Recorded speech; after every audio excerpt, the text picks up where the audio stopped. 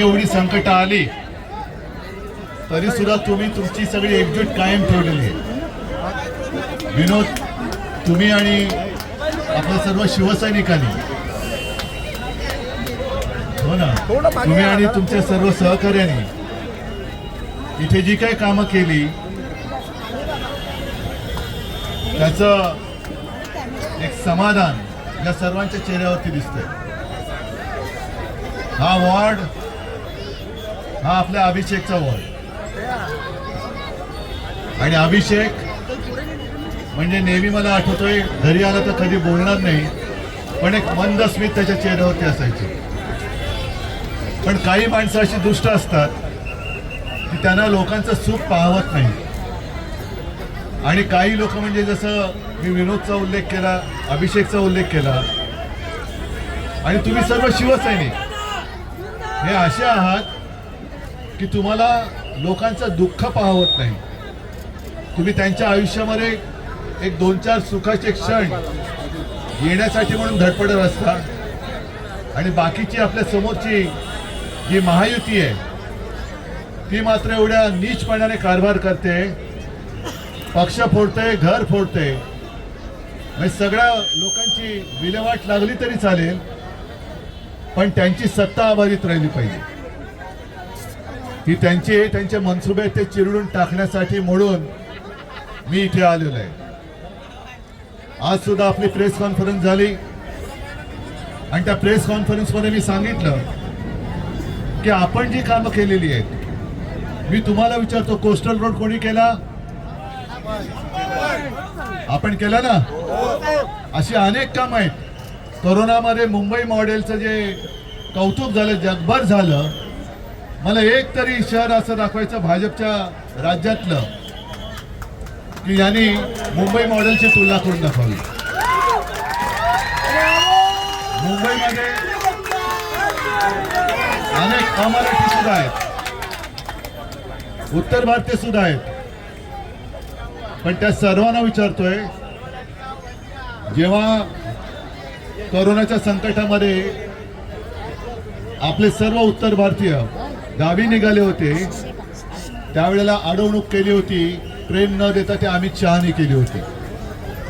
आपण जवळपास 6 ते 7 लाख या सर्व इतर भाषिकांचा जो काही त्यांचा जो एक प्रश्न होता तो सोडवला होता, आणि हे देवेंद्र फडणवीसांना पाहवत नाहीये। ते आपल्या केलेल्या कामावरती एकतर बोळा फिरवत आहेत किंवा त्याचं श्रेय लाटतायत, आणि म्हणून मी त्यांना सांगितलं, अरे आम्ही तर ही कामं केली आहेत त्याचं श्रेय घेण्यापेक्षा मोदीजींनी जो कैलास पर्वत बांधलेला आहे त्याचं श्रेय घ्या ना। स्वर्गातनं गंगा कोणी आणली? मोदीजींनी आणली। कैलास पर्वत कोणी बांधला? मोदीजींनी बांधला। अरबी समुद्र कोणी निर्माण केला? मोदीजींनी केला। मग आज त्यांनी मला काहीतरी एक नाव ठेवले, मग ठीक आहे, देवेंद्र फडणवीसांना तुम्ही काय रे म्हणता? जोरात बोला। हे जनता म्हणते, मी नाही म्हणत, जनता तुम्हाला म्हणते। म्हणजे तुम्ही मला नाव ठेवताय, पण जनतेने तुम्हाला ठेवलेले नाव जरा जोरात बोला। का म्हणते तुम्हाला जनता? याचं कारण खोटं बोलताय, बरोबर आहे, खोटं बोल, पण रेटून बोल आणि काही कर। म्हणजे एकमेकांमध्ये भांडणं लावायची पण गादी उभवायची। आता तर हद्द झाली, आता मुंबई गिळायला निघालेले। उमेदवार मत चोरतायत, उमेदवार चोरतायत, पक्ष चोरतायत, निशाणी चोरतायत, घरं फोडतायत, किती पापांची यादी। म्हणजे एका बाजूला आपण केलेल्या कामांची यादी आहे आणि दुसऱ्या बाजूला यांनी केलेल्या पापांची यादी आहे। आणि हाच प्रश्न आहे जनतेला विचारायचं, तुम्ही केलेल्या कामाला मत देणार का केलेल्या पापाला मत देणार? विषय स्वच्छ आहे। जी कामं केलेत आपण त्याची पुस्तिका आपण दिलेली आहे। कोरोना काळामध्ये जे काम केलं, म्हणजे एका गोष्टीचं समाधान आहे मला की तेव्हा चीनचं एक कौतुक झालं होतं की 15 दिवसात त्यांनी फील्ड हॉस्पिटल उभं केलं, आणि आपल्या मुंबईने 18 दिवसात तसंच तोडीस तोड फील्ड हॉस्पिटल उभं करून दाखवलं। ते चाचणी केंद्र सुद्धा संपूर्ण राज्यात फक्त 2 होती, ती आपण 650च्या वरती नेऊन दाखवली होती।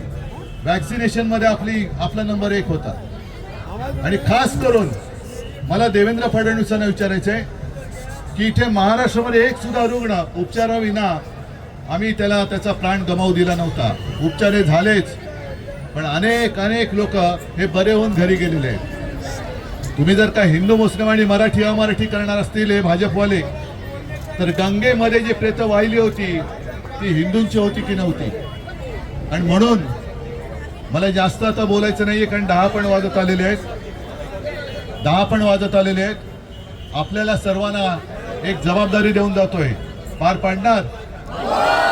आपले उमेदवार कोण?